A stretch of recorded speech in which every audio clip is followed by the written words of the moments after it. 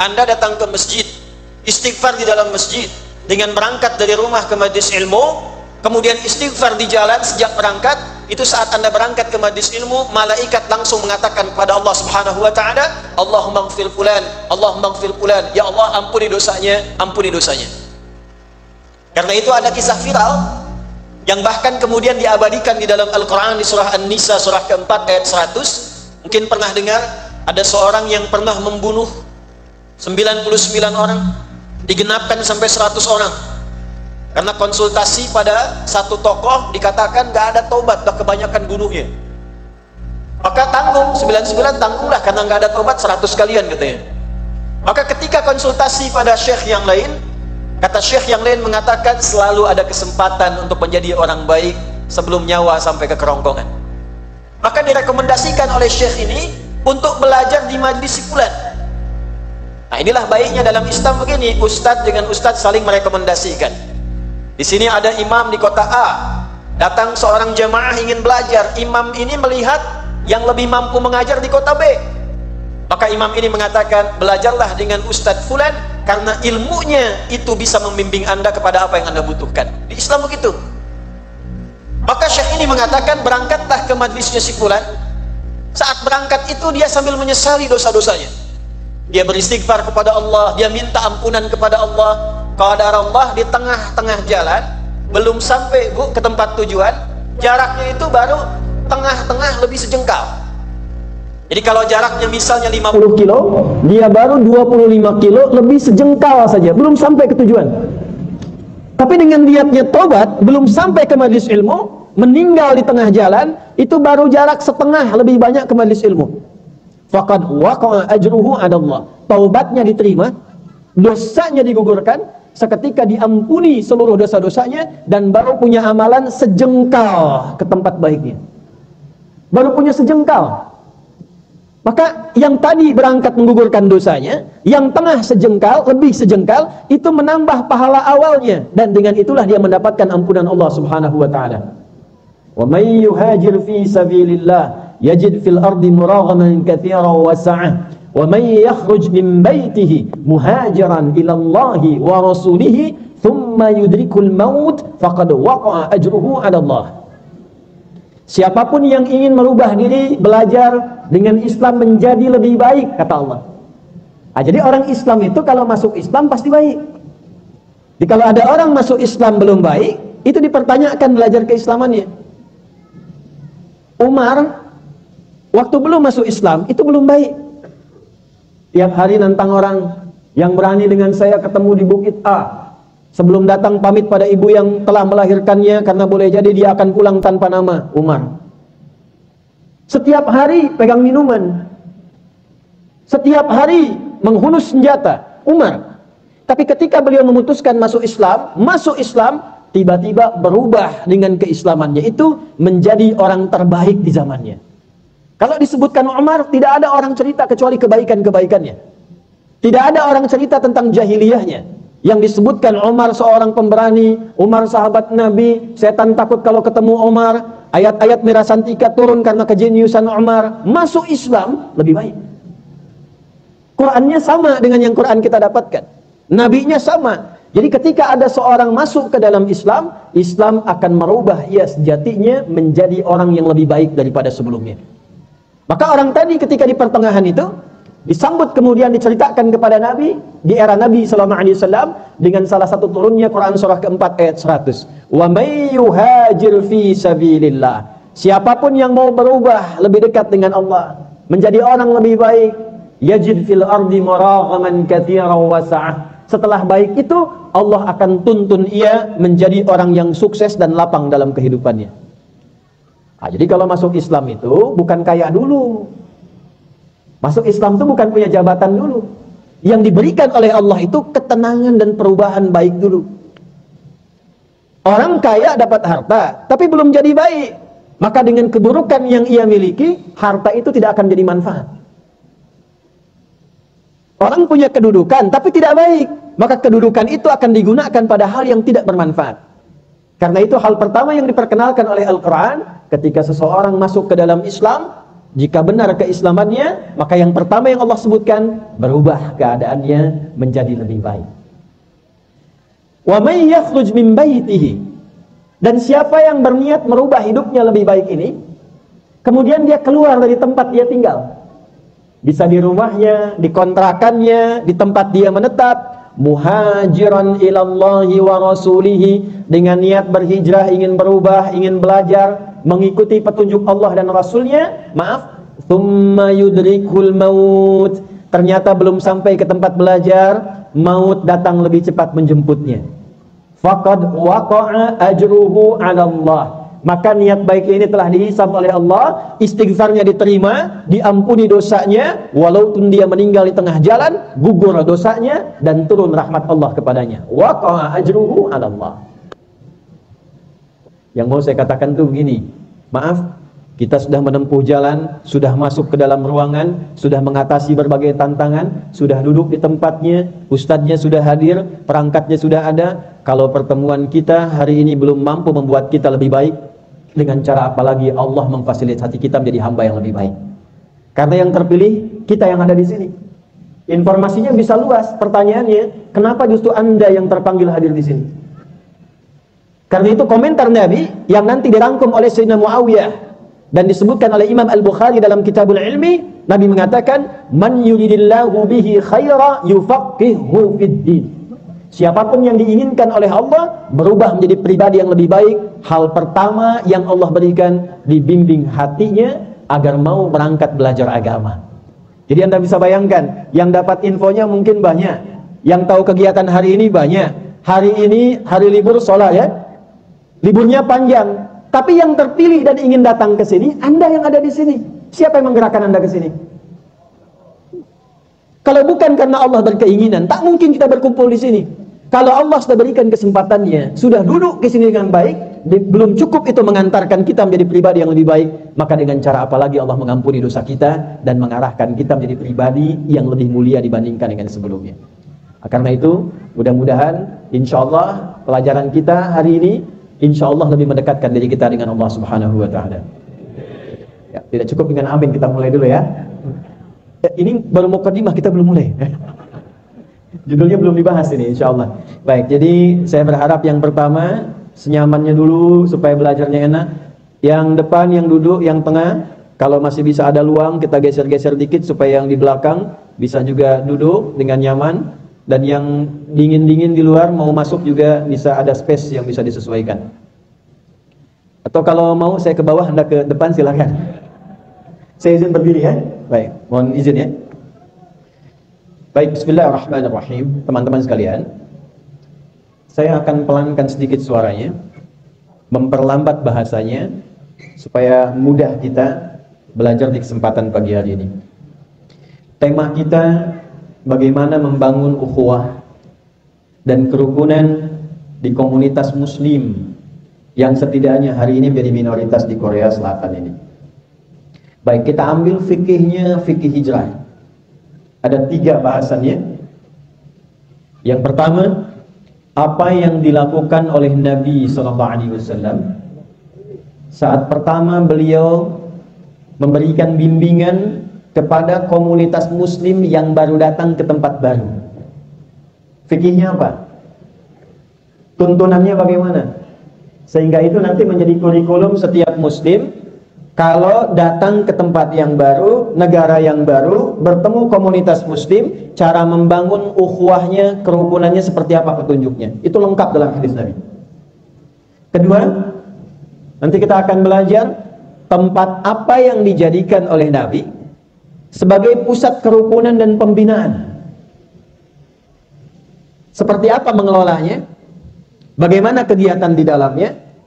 Dan yang ketiga, setelah ada tempatnya, setelah rukun komunitasnya, apa kurikulum yang disusun oleh Nabi, yang diberikan panduannya oleh Allah untuk diteruskan kepada masyarakat itu supaya dipraktekkan di tempat ia berpijak.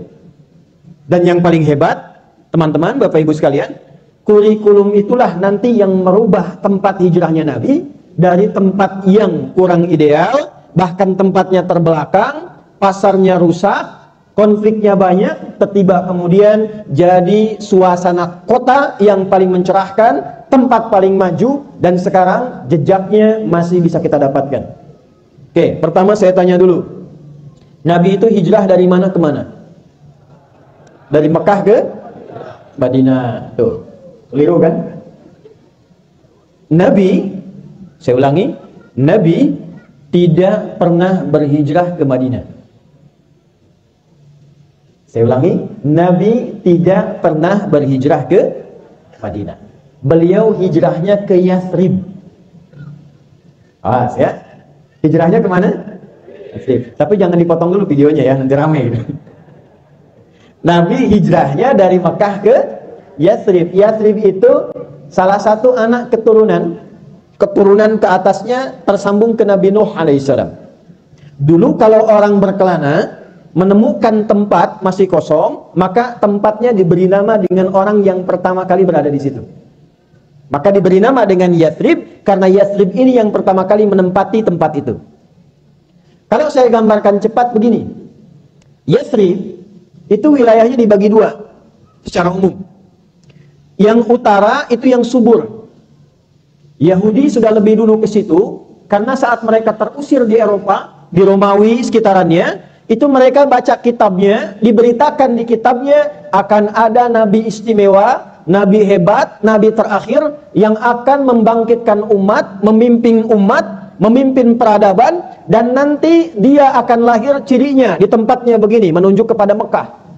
Tapi di situ akan disakiti oleh umatnya, diusir, kemudian akan berhijrah ke tempat baru, dan disitulah dia akan membangun peradaban. Maka Yahudi tidak ingin membersamai Nabi dalam perjuangan, tidak ingin bergerak di awal dakwah Nabi, dia ingin nunggu di tempat yang sudah maju aja. Tuh, dari dulu begitu tuh. Maka kemudian diputuskanlah mereka berangkat ke Yathrib, dipilih wilayah utara yang subur. Jadi kalau kita ke utara bagian Madinah, itu dulu untuk tanam kurma muda, suasana hijaunya banyak, yang gersang wilayah yang selatan. Nah, di selatan ini, teman-teman sekalian, di situ maaf, konflik sosialnya tinggi. Ada dua suku yang hampir ratusan tahun itu bertengkar terus. Namanya Aus, yang kedua Khazraj. Kalau ada meninggal di Aus, itu harus meninggal di Khazraj. Kalau ada yang luka di Khazraj, itu harus ada yang luka di Aus. Pasarnya rusak, harga semau-maunya. Nabi itu dibimbing oleh Allah hijrahnya bukan ke utara yang sudah maju, tapi datangnya ke selatan dengan situasi yang tadi saya gambarkan. Maka apa yang terjadi? Ternyata ketika sampai di sana, disampaikanlah oleh Nabi, dibimbing oleh Allah untuk menyampaikan 3 poin yang tadi saya sampaikan di awal, yang dengan 3 hal ini nanti akan merubah tempat yang gersang, yang tidak kondusif, yang tidak bagus, ekonominya kalau bahasa kerennya sekarang di bawah resesi, itu berubah menjadi suasana kota yang paling hebat, paling mencerahkan, paling menginspirasi. Jadi kelak orang bilang begini, kalau ada pasar yang bagus di mana? Tuh di kota itu tuh yang jadi contoh. Kalau ada orang jujur di mana? Di tempat itu tuh yang paling bagus. Kalau ada madrasah, tempat menuntut ilmu yang bagus di mana? Di kota itu tuh, itu yang paling hebat ilmunya. Kota yang mencerahkan, punya rasa menginspirasi, itu bahasa Arabnya dikenal dengan nama Al-Madinah Al-Munawwarah. Hanya dalam waktu 2 tahun, Nabi merubah tempat yang biasa jadi suasana kota. Dalam waktu 10 tahun, dari 40 orang berangkat dari Mekah menjadi 12.000 orang. Ini menjadi kuat, jadi negara yang hebat, jadi inspirasi yang bagus. Hebatnya, alumni 12.000 orang ini berangkat ke negeri manapun, membawa kurikulum yang sama, itu selalu membuat tempatnya berubah menjadi tempat yang hebat dan berperadaban. Amr bin As itu cuma jalan dari Afrika Utara, Mesir, Libya, Tunisia, Maroko, Aljazair, itu begitu lewat setiap tempat itu, dipraktekkan kurikulum Nabi, berubah tempatnya menjadi maju, jadi hebat, sampai kelak Afrika Utara itu jadi provinsi setelah Nabi meninggal.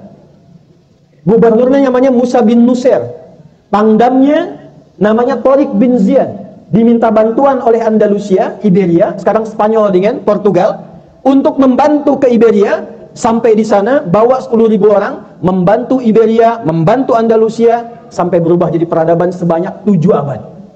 700 tahun sampai sekarang. Teman-teman kalau lihat, maaf ya, di Eropa maju, di Eropa banyak teknologi berkembang, banyak hebat. Itu cikal bakalnya dari kemajuan yang didapatkan di Andalusia. Dulu belajarnya ke sana. Kampus-kampus banyak di sana. Nah, sekarang kita antarkan pada inti materinya. Apa kurikulum Nabi yang diajarkan dengan 3 poin itu? Seperti apa belajarnya? Ini yang kita bahas. Nanti pulang dari sini, di Jangan University, ketika keluar dari sini, kita akan mencoba menerapkan kurikulum itu dan lihat nanti apa yang terjadi setidaknya beberapa masa ke depan. Siap insya Allah? Yuk, mari kita mulai materinya ya. Jadi tadi mukadimah kedua. 1, kurikulum pertama yang Nabi ajarkan pada setiap umat Islam yang baru berpindah ke tempat yang baru, istilahnya berhijrah. Kalau kita mungkin berangkat dari Indonesia ke Korea, ke Korsel ini, ada yang bekerja, ada yang beraktivitas. Karena nggak semua sahabat Nabi pindah ke Yathrib itu semua niatnya pengen belajar agama, nggak semua begitu. Ada niatnya yang pengen nikah, ada. Boleh jadi ada yang ke Korea pengen cari suami kan, atau sebaliknya, gitu ya. Boleh jadi ke Korea ini ada yang ingin belajar di kampus, ada. Ya, zaman Nabi ada yang datang itu pengen belajar, nanti kelak jadi mahasiswa Nabi yang paling unggul. Ada yang ingin belajar agama. Boleh jadi ada yang datang ke sini mencari pekerjaan-pekerjaan, ada yang demikian. Dan gak nanggung ketika mereka belajar dengan kurikulum Nabi, semuanya sukses dan puncak tertinggi dalam kesuksesan. Maka kurikulum pertama, mu'akhad bainal ashab wal mujtama. Nabi mempersaudarakan orang-orang yang datang itu dengan orang yang telah lama menetap di tempat itu. Yang datang disebut dengan muhajirin, yang menetap disebut dengan ansor. Yang kita kenal viralnya sekarang cuma muhajirin orang hijrah, ansor orang Madinah. Nah, tapi poinnya bukan itu. Poin pentingnya bukan kita hafal istilah ini muhajirin yang hijrah, ini ansor yang tinggal, bukan. Poin pentingnya ternyata saat datang orang-orang hijrah ini, kurikulum pertama yang diajarkan, beliau mempersaudarakan di antara orang yang hijrah dan orang yang tinggal itu. Perhatikan kalimat ini, sesuai profesinya masing-masing. Ya, saya coba tuliskan ya supaya lebih gampang nih. Saya kasih gambaran. Maaf, supaya nanti yang saya tuliskan ini bisa jelas, saya sampaikan jelas, saya tes dulu ya sebentar. Belakang kelihatan gak ini? Aman ya? Baik. Saya kira cuma di Indonesia aja, di Korea juga sama aja ya. Anda itu sebelum belajar sudah memiliki kekuatan iman yang bagus. Bekal ini bisa dipakai untuk diteruskan ya. Prof No ini luar biasa nih ya. Para imam, para ustadz itu di belakang punya kekuatan iman. Ini belum saya tulis dia udah kelihatan tuh. Nih ya. Ini kurikulum pertama. Di sini ada muhajirin yang datang. Di sini ada ansor yang tinggal. Pertama kali yang Nabi lakukan, mempersaudarakan muhajirin yang datang, umumnya dari Mekah, dengan ansor yang sudah tinggal menetap bahkan jadi penduduk yang ada di Yathrib yang kelak dikenal dengan Madinah. Awas, yang sering luput dipahami, persaudaraan ini yang pertama dilihat sifatnya oleh Nabi sesuai dengan profesi dan karakternya, kebiasaannya. Saya ambil contoh misalnya, di antara sahabat Nabi yang kita hafal siapa saja? Yang di sini yang PMI, pekerja migran Indonesia, coba angkat tangan. Banyak ya, hampir semuanya ya. Nah, kita ambil yang sifatnya sama aja dengan kita pada umumnya sekarang, ya. Yang datangnya, basicnya senang jualan, senang bekerja, senang dagang. Nanti ada sahabat Nabi juga yang buka warung kemudian hari depan masjid, itu ada. Ya, ada sahabat Nabi yang kelak dagangnya ekspor impor, itu ada. Saya ambil saja contohnya Abdurrahman bin Auf. Pernah dengar? Oke, sahabat Abdurrahman bin Auf dipersaudarakan oleh Nabi SAW dengan orang Yathrib, orang Madinah, namanya Sa'ad bin Rabi'ah. radhiyallahu taala anhu. Di sini ada Abdurrahman bin Auf, di sini ada Sa'ad bin Rabi'ah. Abdurrahman bin Auf itu dulu termasuk orang kaya, pedagang, pebisnis, tinggal di Mekah. Tapi saat masuk Islam dan ingin berhijrah oleh orang-orang Quraisy di sekitaran Mekah, itu dikatakan begini, silahkan masuk Islam, tapi kami akan ambil semua harta dan asetmu, pakai baju saja, silahkan berangkat ke Yathrib, ke Madinah. Maka karena sudah merasakan nikmatnya Islam, senang dengan Islam, merubah dia menjadi lebih baik, yakin dengan Islam, maka Abdurrahman bin Auf mengatakan, silahkan ambil seluruh hartaku, saya tetap berangkat ke Yathrib, ke Madinah. Maka ditempuh kurang lebih jarak 400 km. Kalau sekarang pakai bis bisa hampir 6-8 jam, melewati berbagai bukit. Kisahnya belum berhenti. Istrinya Abdurrahman bin Auf dan keluarganya disampaikan oleh Quraisy, kalau ingin ikut suami, silahkan ikut dengan pakaian saja, harta kami tahan. Tapi kalau Anda ingin tinggal di Mekah, kami berikan semua harta suami, silahkan pilih pria paling tampan dan Anda inginkan di Mekah, kami fasilitasi pernikahannya. Sebentar ya, saya tanya ibu yang ada di sini nih. Kalau ibu di posisi waktu itu menjadi istrinya Abdurrahman bin Auf, pertanyaan saya, ikut suami atau tinggal di Mekah? Lihat sini aja, nggak usah nengok sini nih. Ikut suami atau tinggal di Mekah?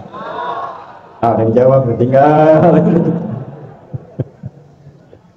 Ternyata memang umumnya yang begitu, tinggal di Mekah.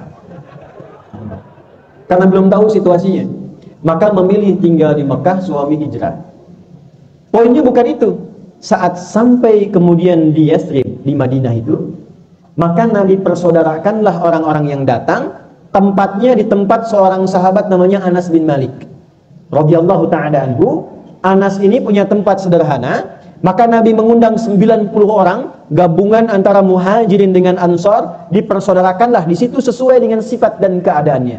Maka Abdurrahman bin Auf yang tadinya kaya jatuh miskin, fakir, modal tinggal pakaian, dipersaudarakan dengan Sa'ad bin Rabi, orang paling kaya yang ada di Madinah saat itu, di selatan. Kebunnya banyak, hartanya banyak, keluarganya makmur, lalu dipersaudarakan oleh Nabi, Sa'ad, ini saudara kamu Abdurrahman bin Auf. Yang hebat apa teman-teman? Inilah sebabnya kenapa disebut dengan Ansor. Ansor itu artinya sifat memberi dengan dalam pada apa yang paling dibutuhkan.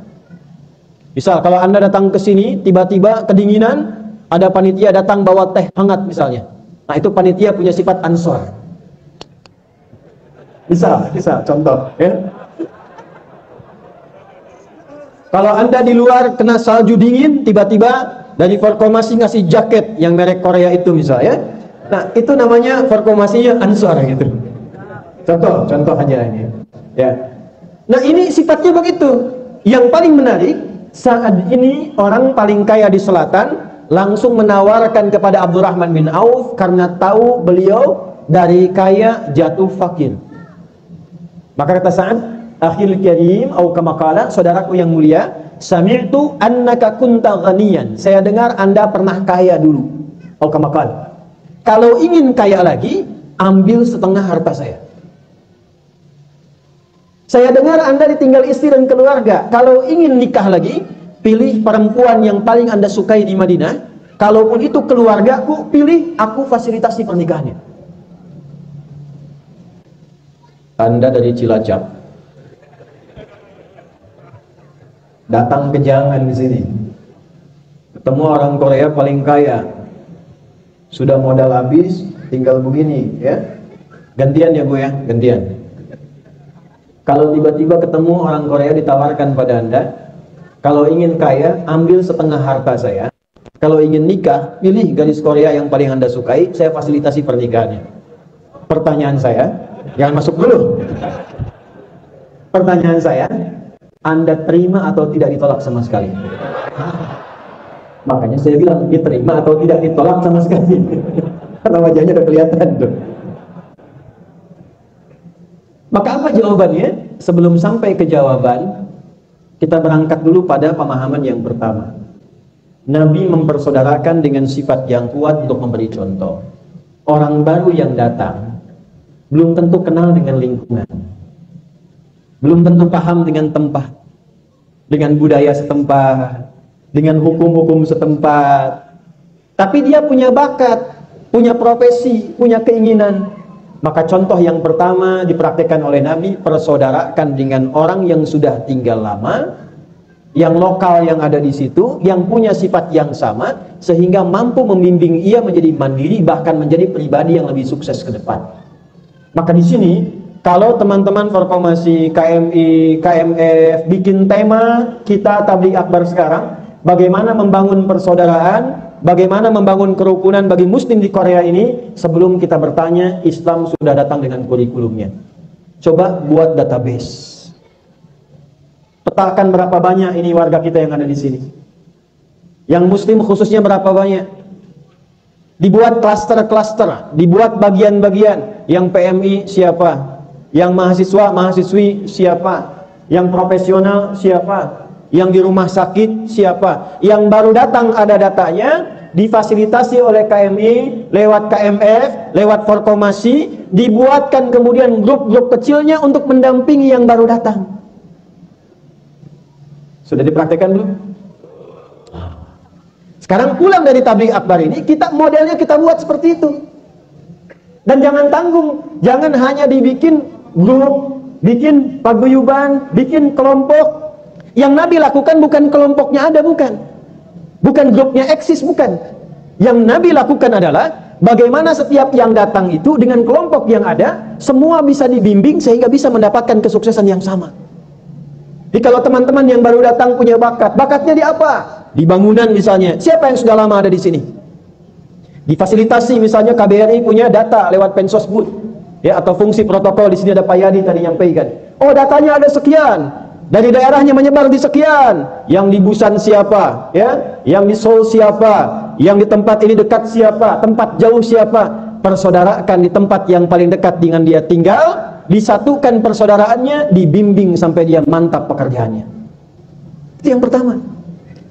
Jadi kalau teman-teman cuma datang dari tempat yang jauh, di luar tidak mudah, dingin, kena salju, makanan juga belum tentu didapatkan, sampai ke sini kita cuma bertemu dan pulang lagi, nggak dapat apa-apa, sayang. Kalau Anda ingin merasakan kenikmatan berislam, coba amalkan setiap tuntunannya, semampu yang bisa kita lakukan. Ini satu. Tapi adab yang kedua, ini menarik. Ternyata Abdurrahman bin Auf ketika ditawarkan ambil setengah harta saya kalau ingin kaya lagi. Ini kalau dihitung, dikalkulasi namanya, orang kaya pada masa itu yang menawarkan itu ya kurang lebih lah, kurang lebih. Kalau kita kasih contoh, punya harta 1 triliun, 1 T, kalau bagi 2 kan 500 miliar. Apa jawab Abdurrahman bin Auf? Terima kasih atas tawaran Anda, jazakallahu khaira, arini ainal aswaq. Cukup tunjukkan padaku di mana pasarnya, di mana pusat bisnisnya. Jadi walaupun sudah dipersaudarakan oleh Nabi dengan orang paling kaya, dibantu tempat tinggalnya, dipenuhi kebutuhannya, tapi sifat yang kedua, beliau tidak menyusahkan orang yang membantunya. Malah minta dibimbing, di mana tunjukkan pasarnya, pusat bisnisnya, saya ingin terapkan ilmu saya dan berjuang dengan tenaga saya supaya saya bangkit kembali. 2. Jadi kalaupun teman-teman yang lama dengan yang baru dibimbing, semangat yang kedua, kita tidak datang untuk merepotkan. Apalagi datang untuk membuat misalnya hal-hal yang tidak baik. Melanggar hukum setempat misalnya, berbuat sesuatu yang tidak elok misalnya. Kita tunjukkan, saya muslim, saya datang ke tempat baru, Islam membawa saya menjadi pribadi yang lebih baik, dan menunjukkan di tempat manapun saya datang, pasti saya akan bangun tempatnya menjadi lebih baik. Jadi kalau bisa begini, kalau bisa. Ya, kalau ini daerahnya namanya apa? Wasong. Gimana caranya teman-teman yang di Wasong, yang jumlahnya mungkin cukup banyak, teman-teman kumpul sebagai seorang muslim, pelajari bagaimana cara membangun tempat di Wasong ini sehingga menjadi lebih baik, punya komunitas yang bagus, saling membantu dengan warga lokal, dan yang lebih hebat nanti menginspirasi sebagai seorang muslim. Nah, itu nggak bisa dikerjakan sendirian. Nggak bisa Imam Irfan sendirian, Imam Syihab sendirian misalnya, nggak bisa. Kita bareng-bareng. Anda pekerjaannya apa? Yang sudah lama di sini apa? Kegiatan masyarakatnya apa? Dipersaudarakan dengan itu, Masya Allah. Dan disitulah Nabi kemudian setelah bersaudara muslimnya, dibuatlah piagam Madinah untuk berinteraksi dengan orang-orang sekitarannya. Saya tanya pada Anda, yang di Madinah waktu itu muslim semua tidak? Tidak. Yahudinya ada? Nasraninya ada? Yang tidak bertuhan ada? Apa Anda pikir di Korea Selatan muslim semua? Tidak. Ada punya keyakinan yang berbeda, punya agama yang tidak sama. Apa adabnya ketika datang dan sudah kita berkomunitas, kita punya KMI, kita punya formasi, sudah duduk bareng-bareng, bahkan difasilitasi. Apa selanjutnya yang kita lakukan dengan tempat yang kita tinggali pada saat ini? Kurikulum keduanya apa? Maka teman-teman, dengan cepat saya ingin katakan, ini nanti yang pelajar coba saya tanya, yang kuliah di sini, boleh angkat tangan? Ada mahasiswa? Mahasiswi ya? Banyaknya ya? Baik. Ini perhatikan baik-baik ya. Kalau mahasiswa jangan tengok sana, sini aja, sini.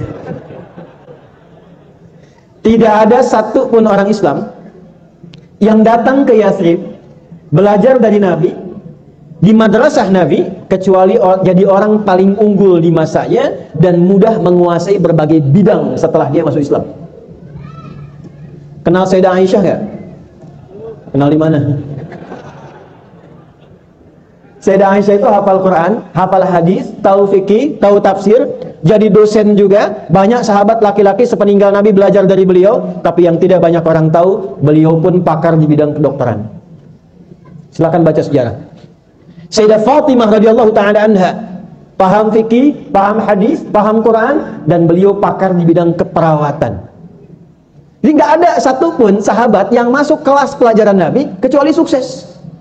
Ibnu Abbas, Ibnu Umar, Ali bin Abi Thalib, Abu Hurairah radhiyallahu taala anhum jami'an itu minimal menguasai 5 bidang sekaligus. Ibnu Abbas itu teman-teman mahasiswa, setelah belajar Islam, belajar kurikulum Nabi, itu menguasai bahasa asing cuma 3 hari. Anda yang sudah tinggal 2 tahun, 3 tahun di sini sudah lancar Koreanya? Oh. Ada rumusnya, ada polanya. Utsman sukses, Abdurrahman bin Auf sukses. Nah, saya tutup dulu bagian pertama. Jadi ketika beliau itu mempraktekkan dirinya, dibimbing oleh yang sudah ada di situ. Jadi usahanya dibimbing. Saat membimbing Abdurrahman bin Auf, ini pasarnya, karakternya begini, orangnya suka begini. Dari riset sederhana itu beliau putuskan, oh saya akan memulai menjadi penyalur kambing.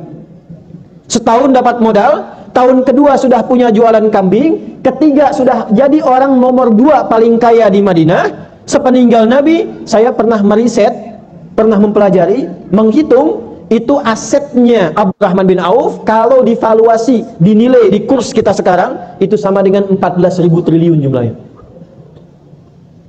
Dari nggak punya apa-apa. Coba kita bawa ke sini. Yang sudah lama di sini membimbing yang baru, dijelaskan ini pasarnya di Korea daerah ini begini, senang masyarakatnya seperti ini, yang dibutuhkan begini. Dari situ muncul kesimpulan, dibimbing, di coach sama yang sudah lama sampai ini sukses. Dengan kesuksesannya dia memberikan manfaat bagi teman-teman yang baru datang dan telah tinggal sebelumnya. Pusat pendidikannya itu berada di masjid. Di mana adanya? Maka yang beliau lakukan yang kedua setelah mempersaudarakan, beliau mengajak teman-teman semuanya untuk kompak membangun masjid. 2. Masjid. Pelan-pelan. Tadi di rumah siapa? Beliau mempersaudarakan, angkat tangan. Angkat tangan, ya. Anas bin? Berdiri. Dari mana? Dari Guangzhou. Jam berapa tadi dari Guangzhou? Masya Allah. Sama keluarga? Baik. Karena jawabannya betul ya 100 ribuan ya. Mas tolong catat ya. Mau jawab lagi? Kalau salah saya tarik lagi. 100 ribu ya Bapak itu ya. Nah, jadi yang pertama database, didata dulu siapa orang-orangnya nih. Yang baru, yang lama. Terus Nabi kumpulkan di rumahnya Anas. Dikumpulkannya nggak semua datang dulu, 90 dipilih dari yang ada. Nah, ini barangkali bisa difasilitasi dari KBRI dengan KMF, dengan KMI khususnya, formasi siapa yang sudah ada di sini, Pak Yadi, ya, dicari inohongnya, tokoh-tokohnya, kumpul untuk jadi coach. Di coaching yang baru datang, diarahkan, dipetakan, diberikan gambaran. Kamu nanti akan di mana? Daerahnya di sebelah mana? Ini gambarannya begini, kalau mau bisnis begini, kalau ingin kuliah kampusnya di mana? Sebelum datang, usahakan pelajari dulu. Jurusannya apa? Mata kuliahnya berapa banyak? Jam pelajarannya bagaimana? Sistemnya bagaimana? Kalau perlu dosennya karakternya seperti apa? Jadi sebelum sampai ke kampus, kita sudah kenal kampusnya. Saya praktekkan pola begini pada passion yang saya pilih untuk ilmu, hasilnya begini. Saya tidak ke Tripoli, ini ada Ustadz Irfan nih, bisa sampaikan. Ini kita ada 3 alumni dari Tripoli ini, ya, di kampus kami dulu. Saya tidak datang belajar, kecuali saya tanya sebelum datang. Saya ingin ngambil, kalau saya senang Quran, jurusan apa yang paling bagus? Jarak dari masjid ke asrama berapa lama?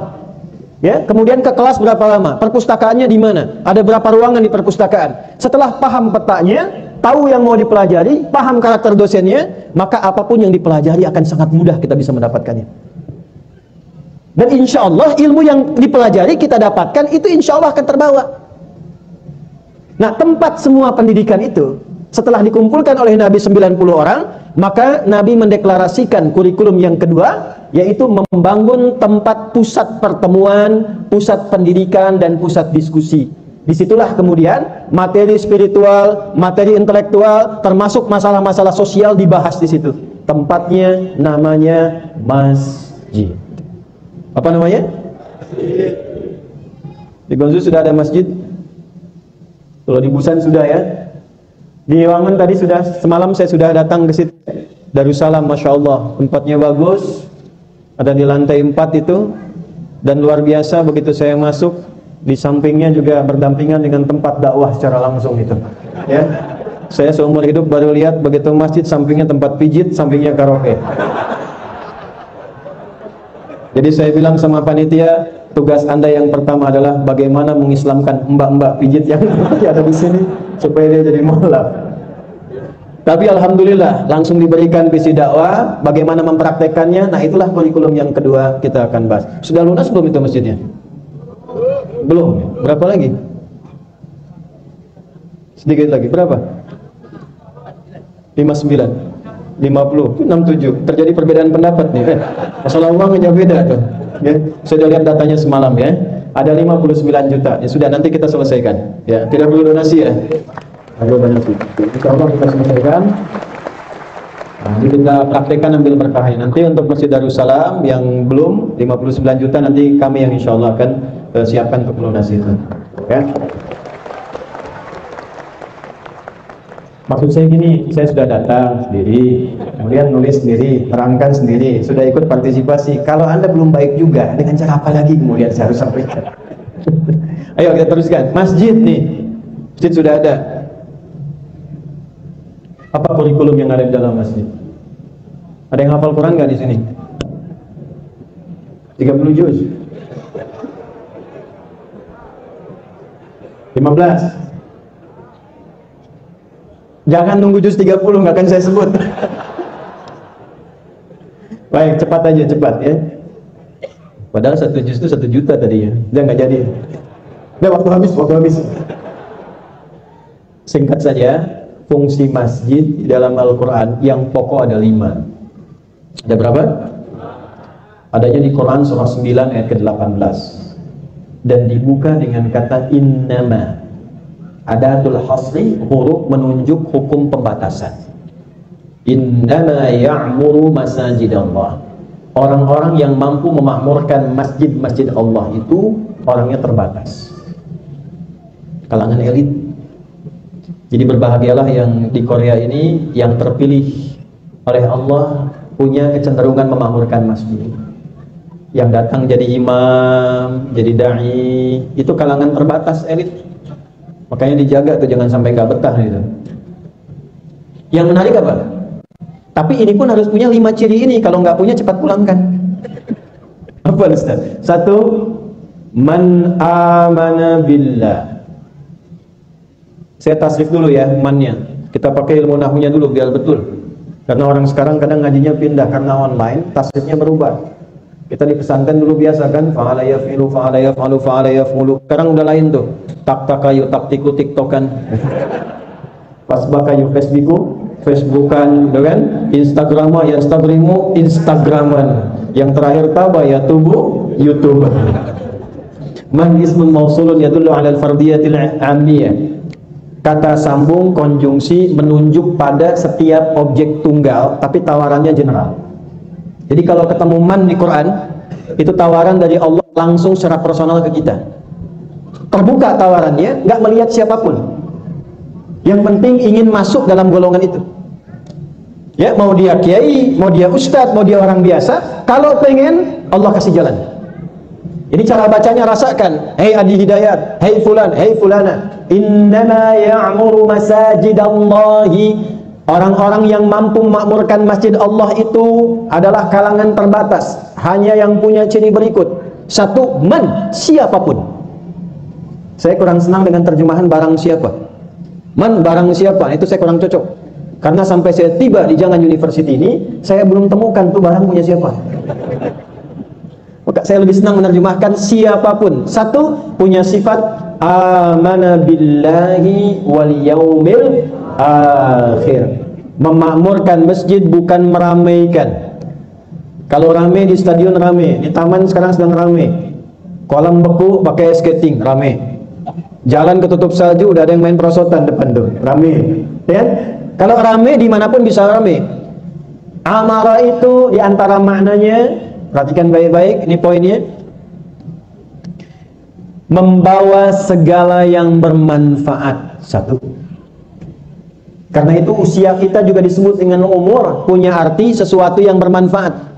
Jadi kalau ditanya, Anda berapa umurnya? Saya 40 tahun. Dari 40 tahun hidup itu berapa sudah manfaat yang ditampilkan? Yang bicaranya bermanfaat, yang kalau mendengar-dengar bermanfaat, kalau melangkah ke tempat bermanfaat. Nah, semua kegiatan yang terkait dengan masjid, kata Allah, itu mesti dibuat kegiatan yang ada manfaatnya. Gimana caranya orang masuk masjid? Dengan keluar dari masjid, dia mendapatkan satu manfaat. Maka yang pertama cirinya, untuk memakmurkan masjid, mendapatkan manfaat dari masjid, kata Allah, yang pertama cirinya, amana billahi wal yaumil akhir. Jadikan masjid itu sebagai proyek menguatkan iman dan mencari bekal untuk di hari kiamat. Iman plus bekal pulang.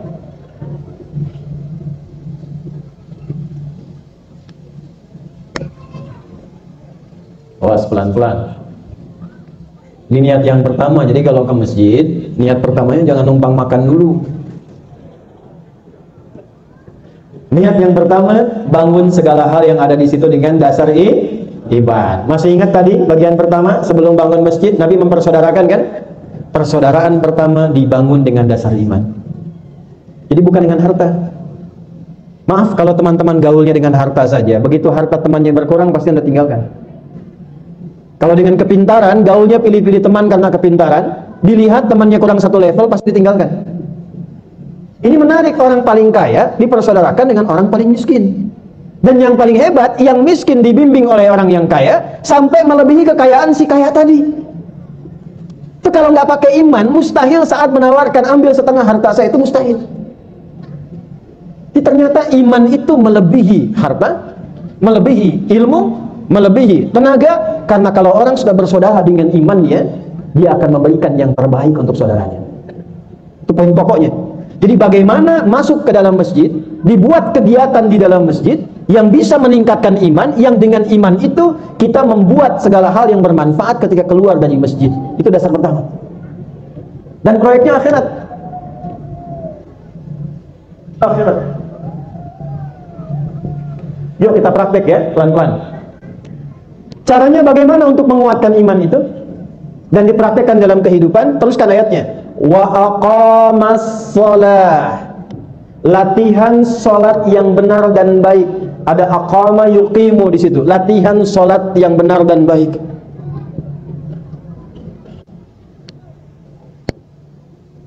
Hadis Muslim nomor hadis 397.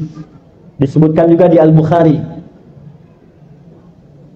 Rawinya Abu Hurairah radhiyallahu taala anhu, tokohnya Khalad bin Rafi Az-Zuraiqi. Kejadiannya berlangsung di Masjid Nabawi.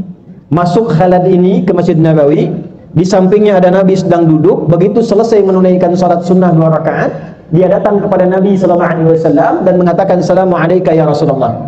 Kata Nabi, Waalaikumsalam warahmatullah, irji' salli fa innaka lam tusalli. Kamu balik lagi sholat karena engkau belum sholat dengan benar. Dia sholat lagi 2 rakaat, datang lagi ke Nabi mengucapkan salam. Kata Nabi, balik lagi sholat karena engkau belum sholat dengan benar. Sampai 3 kali. Yang terakhir dia berkata begini, Ya Rasulullahi ma uhsinu ghairah, alimni. Ya Rasulullah, saya nggak bisa lebih bagus lagi sholatnya, tolong ajarkan pada saya gimana cara sholat yang benar. Maka diajarkanlah oleh Nabi dari mulai wudhu sampai dengan selesai salam. Idza qumta ila shalah, kalau engkau ingin mendirikan sholat dengan benar, fa asbighil wudhu, sempurnakan dulu wudhumu. Diterangkan oleh Nabi dari A sampai Z. Tsumastaqbilil qiblah, menghadap ke arah kiblat. Diterangkan oleh Nabi A sampai Z. Kemudian bertakbir sampai dengan selesai salam. Perhatikan baik-baik di poin ini. Ternyata semua bacaan, gerakan, bahkan waktu-waktu sholat itu kalau kita pelajari, semua ada maknanya dan terkait dengan petunjuk kehidupan kita.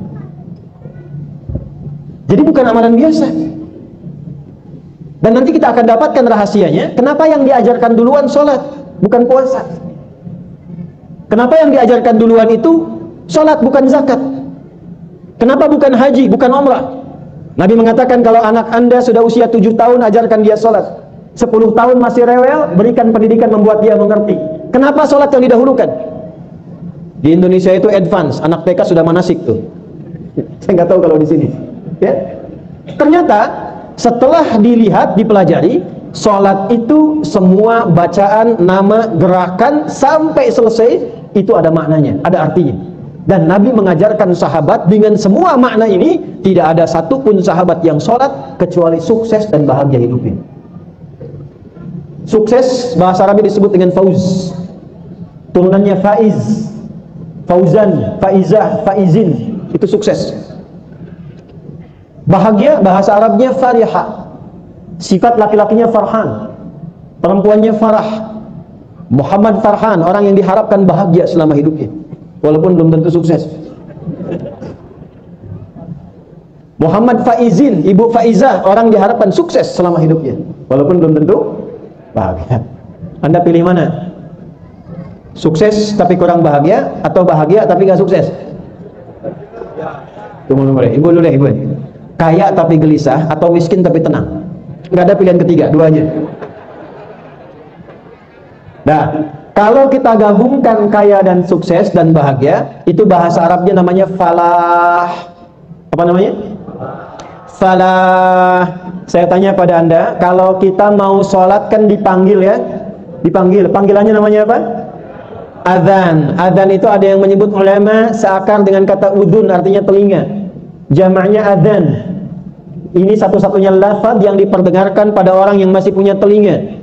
Kenapa adzan satu tempat dengan yang lain beda waktu, beda 5 menit, beda 10 menit, beda 1 menit, beda setengah menit, untuk menunjukkan lafaz ini satu-satunya yang diperdengarkan 24 jam di bumi tanpa putus.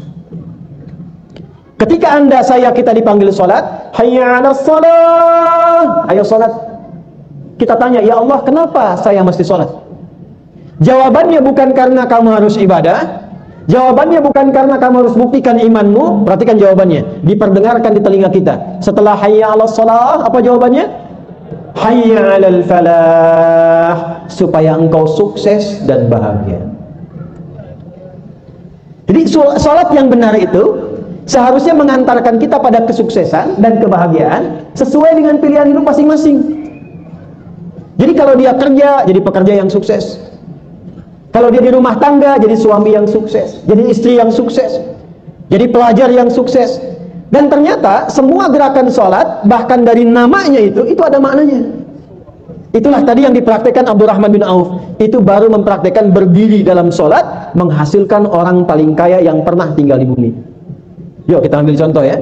Maksud saya nanti kalau ke masjid, ya selain dapatkan imam yang bagus, imam yang khusyuk, mimpinnya enak, fikihnya belajar, dikaji juga makna sholat ini untuk dipraktekkan dalam kehidupan, khususnya di bumi Korea Selatan ini.